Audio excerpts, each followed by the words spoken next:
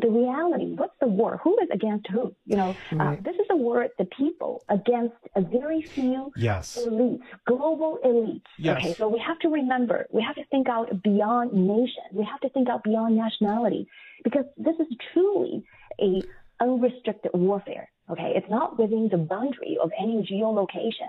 This is a global. And one of the things I shared with you, actually, the letter you mentioned about Mike Gallagher. Yes. It mentions about Shenzhen government. Okay, but you need to looking at, and the other tweet I shared with you is about who invested in Google and who invested in YouTube.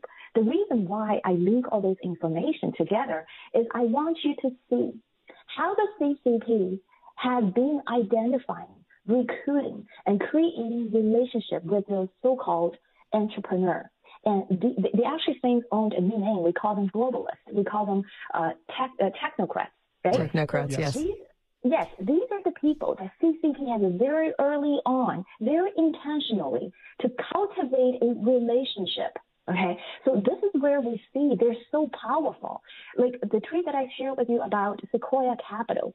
The reason why Sequoia is an investment firm that established in early 1970s, the CCP has eyed them, and they want to take over Sequoia for a long time, because they know if they can take Sequoia, they control a lot of technology, because Sequoia is the biggest, one of the biggest equity investment firms in technology in the world. Okay, so that is why every possible technology you can think of, even you're aware of, you can actually find Sequoia's money, which means you can find the CCP money in it. And Ava, to that point, let's just throw in another thing. Ken Griffin of Citadel received a $1 billion investment from Sequoia Capital in 2022.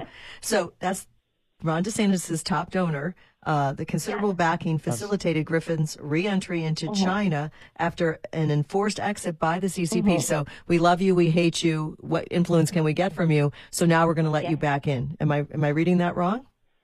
No, you're absolutely correct. That's